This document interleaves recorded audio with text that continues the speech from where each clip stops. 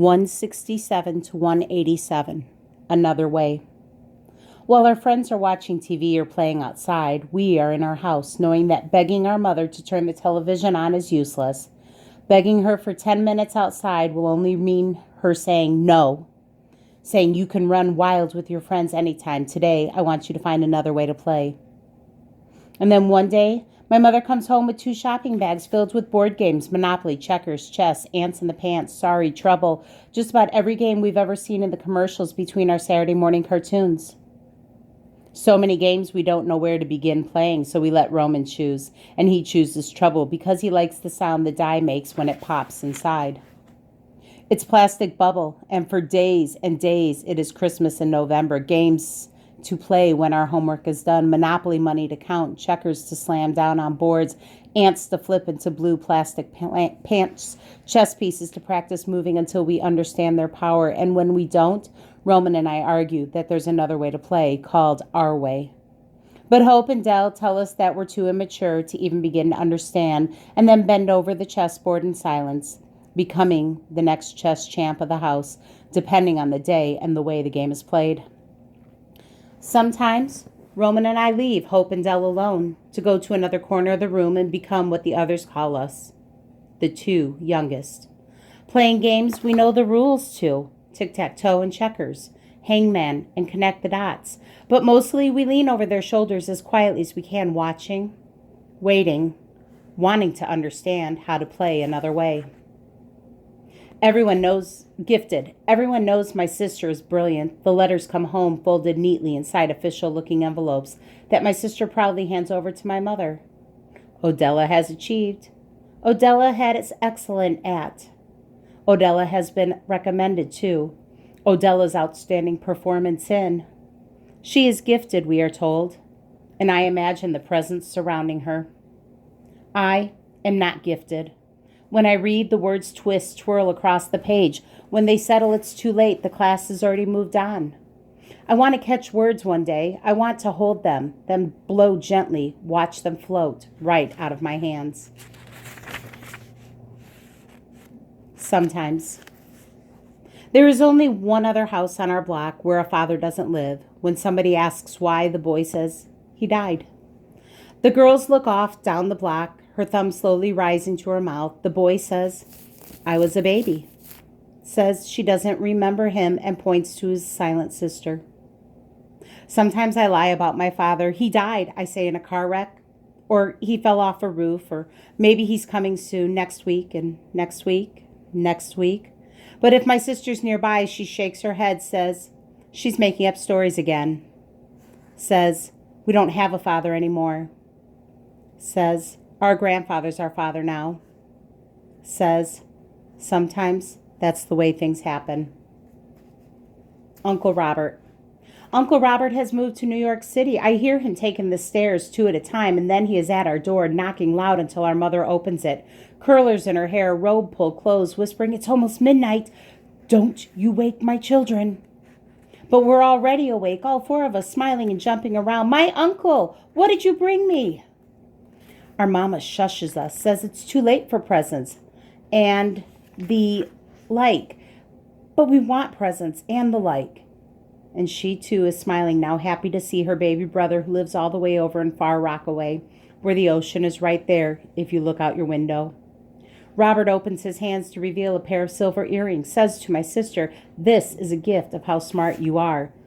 I want to be smart like Dell. I want someone to hand me silver and gold just because my brain clicks into thinking whenever it needs to.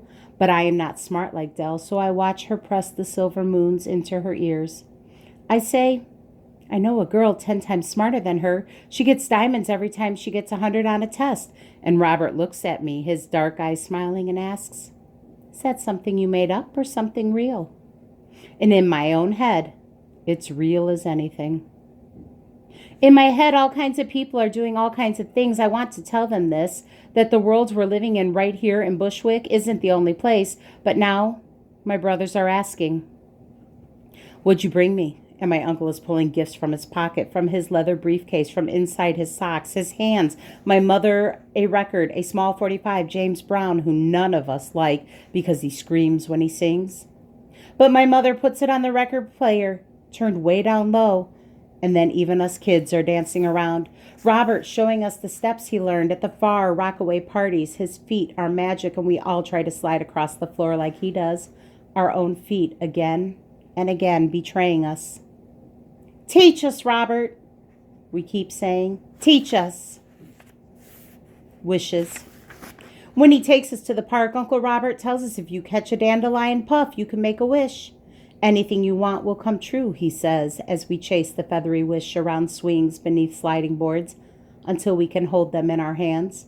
Close our eyes tight, whisper our dream, then set it floating out into the universe, hoping our uncle is telling the truth, hoping each thing we wish for will one day come true.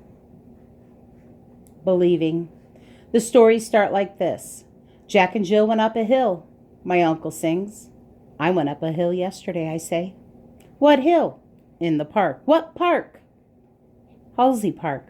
Who was with you? Nobody. But you're not allowed to go to the park without anyone. I just did. Maybe you dreamed it, my uncle says.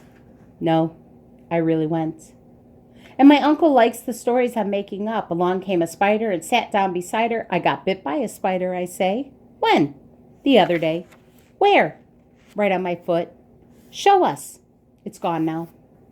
But my mother accuses me of lying. If you lie, she says, one day you'll steal. I won't steal. It's hard to understand how one leads to the other, how stories could ever make us criminals. It's hard to understand the way my brain works, so different from everybody around me. How each new story I'm told becomes a thing that happens in some other way to me. Keep making up stories, my uncle says. You're lying, my mother says. Maybe the truth is somewhere in between all that I'm told and memory. Off key. We start each morning at Kingdom Hall with a song and a prayer, but we're always late. Walking in with the pink songbooks are already open, looking over shoulders, asking brothers and sisters to help find our place. If it's a song I like, I sing loud until my sister shushes me with a finger to her mouth. My whole family knows I can't sing. My voice, my sister says, is just left of the key. Just right of the tune. But I sing anyway, whenever I can. Even the boring witness song sounds good to me. The words telling us God wants us to behave, what he wants us to do. Be glad, you nations, with his people. Go preach from door to door. The good news of Jehovah's kingdom, proclaim from shore to shore. It's the music around the words that I hear in my head, even though everyone swears I can't hear it. Strange that they don't hear what I hear. Strange that it sounds so right to me. Eve and the snake. The Sunday sermons are given by men. Women aren't allowed to get on stage like this, standing alone to tell God's story. I don't understand why, but I listen anyway. On the first day, God made the heavens and the earth, and he looked at it, and it was good. It's a long story. It's a good story. Adam and Eve got made. A snake appeared in a tree, a talking snake. Then Eve had to make a choice. The apple the snake wanted her to eat looked so good, just one bite. But it was the only apple in the kingdom full of apples that God had said, don't touch. It's the best apple in all the world, the snake said. Go ahead and taste it. God won't care. But we know the ending in our heads. We scream, don't do it, Eve. That's the devil inside that snake. He's tricking you. But Eve took a bite, and so here we are, sitting in a kingdom hall on a beautiful Sunday afternoon, hoping that God sees it in his heart to know it wasn't our fault. Give us another chance, send the snake back, and we promise we'll say no this time. Our father fading away.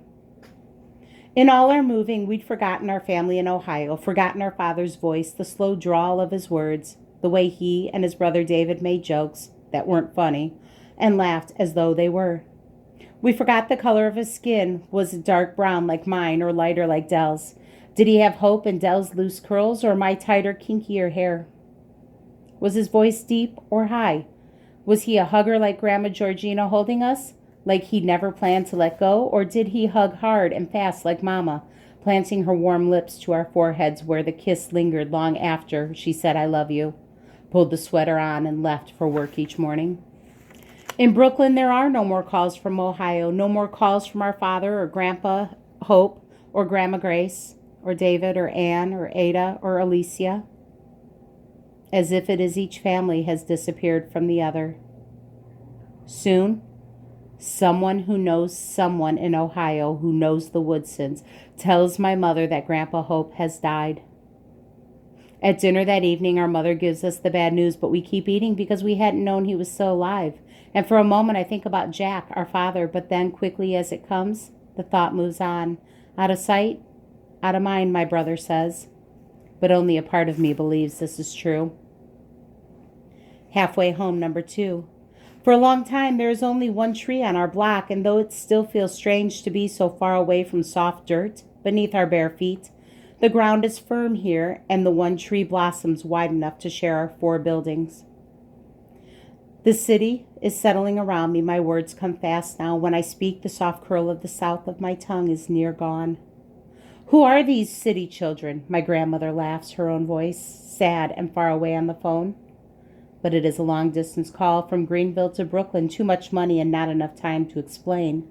That New York City is a gray rock and quick-moving cars, that the traffic lights change fast and my sister must hold tight to my hand as we cross to where a small man singing, Piragua, Piragua, sells shaved ices from a white cart filled with bottles and bottles of fruit-flavored syrup, colored red and purple, orange and blue, that our mouths water in the hot sun as we hand him our quarters and then wait patiently as he pours the syrup over the ice and hands it to us in paper cones. We'll be coming home soon, Grandma. Each of us promises we love you. And then when she says, I love you too, the South is so heavy in her mouth, my eyes fill up with the missing of everything and everyone I've ever known. The paint eater. In the night, in the corner of the bedroom the 4 of us share, comes a picking of plaster, paint, gone come morning. My younger brother Roman can't explain why paint melting on his tongue feels good. Still, he eats the paint and plaster until a white hole grows where pale green paint used to be. And too late we catch him, his fingers in his mouth, his lips covered with dust. Chemistry. When Hope speaks, it's always about comic books and superheroes until my mother tells him he has to talk about something else. And then it's science. He wants to know everything about rockets and medicine in the galaxy. He wants to know where the sky ends and what does it feel like when the gravity's gone, and what is the food men eat on the moon. His questions come so fast, so often that we forget how quiet he once was until my mother buys him a chemistry set. And then 4 hours after school each day, he makes potions, mixing chemicals, and stinks up the house, causing sparks to fly from shaved bits of iron, puffs of smoke to pop from the strange colored liquids. We are fascinated by him, goggled and bent over the stove, a clamped test tube protruding from his gloved hand. And on the days when our mother says she doesn't want him smelling up the house with his potions, he takes his trains apart, studies each tiny piece, and slowly puts them together again. We don't know what it is he's looking for as he searches the insides of things, studies the way things change. Each whispered wow from him makes me think that with his searching, that Dell with his reading, and even Roman with his trying to eat to the other side of the walls is looking for something way past Brooklyn, something out there.